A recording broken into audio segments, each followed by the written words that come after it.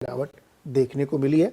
और गोल्ड इसलिए चल रहा है क्योंकि डॉलर वीक हुआ है, उसका सीधा कोरिलेशन डॉलर से, डॉलर वीक तो क्रूड चलने लगा, गोल्ड चलने लगा। और जापान ने क्लियर कर दिया कि उनकी पॉलिसी अभी भी डॉविश है, वो एक वन ऑफ था, इसलिए वहाँ से आप कह सकते हैं कि अच्छी खबर है। लेकिन नेट ये है कि आज मार्केट में कोविड का फियर है।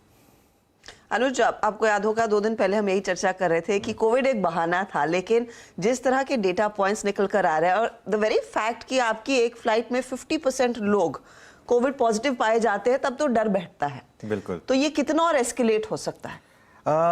देखिए, इसमें ना कोविड में हमको आंसर्स मिलेंगे 20 साल के बाद। अभी किसी को कोई आंसर नहीं। और अभी बहुत कुछ लक पे डिपेंड करता है।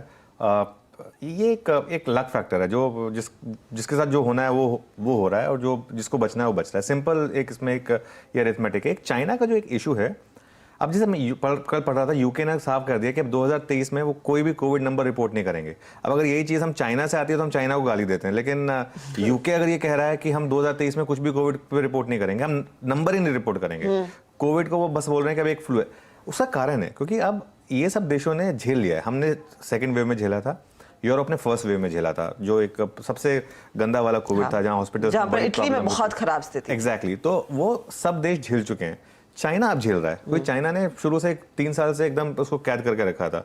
लेकिन एक चीज क्लियर हो गई कि ये वायरस कैद करके नहीं रहने वाला। ये एक, जब तक सबको होगा नहीं तब तक एक हर्ड इम्यूनिटी आएगी नहीं। अब ये बात हुई है, तो अब चाइना में ये हो रहा है, तो इसके लिए। लेकिन अब बाकी देशों में वो फियर फैक्टर मेरे ख्याल से है नहीं। और एक कहते हैं ना कि fear is temporary, regret is for ever, तो वो एग्जैक्टली इस समय वो वाला मामला है। अभी ये जो फियर है टेम्परेरी है, और ये मुझे लग रहा है नीरज जी ने भी कहा अगले 30-40 दिन की और बात है। और इसमें अगर मार्केट आपको एक बड़ा करेक्शन देगा कोविड की वजह से, तो दोनों हाथ से लैप अप करिए उसको। एक हमेशा एक मार्केट में कभी भी इस तरीके की करेक्शन आती है ना, वॉर से रिलेटेड, पैंडेमिक से रिलेटेड, या किसी भी ऐसी चीज से रिलेटेड जिसमें ये डर बिठाने लगे, ये डर बैठने लगे कि दुनिया खत्म हो रही है, तो वहां पर एक, क्योंकि अगर दुनिया ही खत्म हो रही है तो फिर आप पैसे का भी क्या करेंगे। तो अगर नहीं खत्म हो रही है तो कम से कम स्टॉक में लगा दो।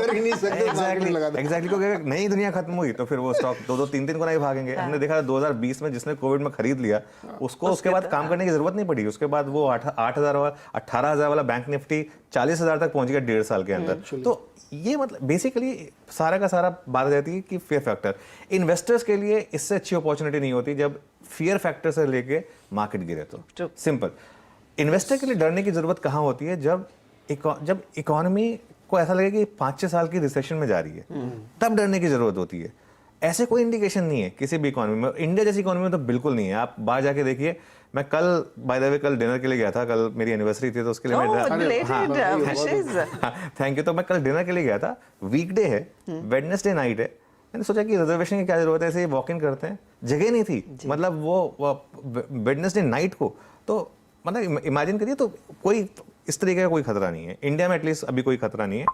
ये जो करेक्शन आ रही है, ये आपके लिए गॉड सेंड अपॉर्चुनिटी है। और ये मैं एक चीज अब दावे के साथ आपको बोल सकता हूँ कि जनवरी-फरवरी में जो करेक्शन होगी मार्केट में, वो आपके लिए एक, मेरे ख्याल से एक लास्ट अपॉर्चुनिटी होगी before the next big bull market जो इंडिया में आने वाली है। अगले 10 साल इंडिया के हैं, ये मान लीजिए। और जिस तरीके के सारे डेटा पॉइंट्स बन रहे हैं, जिस तरीके का हमारा एक डेमोग्राफी प्लस डेमोक्रेसी का मैं एक जो वाइब्रेंट कॉम्बिनेशन बोलता रहता हूँ, अगले 10 साल में मुझे हैरानी नहीं होगी अगर निफ्टी यहाँ 18,000 वाला निफ्टी आपको 40,000 पर पहुंच जाए। हो सकता है उससे ज़्यादा भी पहुंच जाए, 50,000 भी पहुंच जाए, ऐसा पॉसिबल है अगले 10 साल में। खैर, ये तो लंबी चर्चा होगी। आज के लिए ग्लोबल क्यूज को कैसे देखें आज, क्योंकि ट्रेडर्स जो हैं उनको ऑप्शंस के हिसाब से या नियर टर्म के डेटा के हिसाब से काम करना होता है। नैस्डैक जो है वो एक इंपॉर्टेंट क्यू दे रहा है आपको। लगातार हम इसकी बात कर रहे हैं। 52 वीक क्लोजिंग लो पर बंद हुआ है वो, और एक्चुअली जो इवन इंटरडे लो है उससे सिर्फ 100 पॉइंट ही ऊपर है। तो वहाँ एक बेयर मार्केट है, और यूएस बॉन्ड यील्ड 4% के आसपास है। इसका मतलब क्या है? इसका मतलब ये है कि मार्केट में फिर, मेरे ख्याल से मार्केट में एक बिगर फैक्टर ये भी है कि 2023 में जो मार्केट अज्यूम कर रहा था कि जनवरी में रेट पीक आउट हो जाएंगे, अब वो नहीं है। अब थोड़ा और 3-4 बार रेट बढ़ने के, हालांकि हो सकता है लोअर पेस पर बढ़े। तो उसका एक इम्प्लीकेशन क्या है कि जो आईटी वर्सेस बैंक से हटता है वो 2023 में भी कंटिन्यू रहेगा। 2022 एटलीस्ट फर्स्ट हाफ में, 2022 में जो आपने इतनी बड़ी आउट परफॉर्मेंस देखी है बैंक निफ्टी की कंपेयर टू आईटी, वो 2023 के पहले हाफ में भी कंटिन्यू करेगी। सेकेंड हाफ में शायद आईटी स्टॉक्स वापस एक कमबैक करें।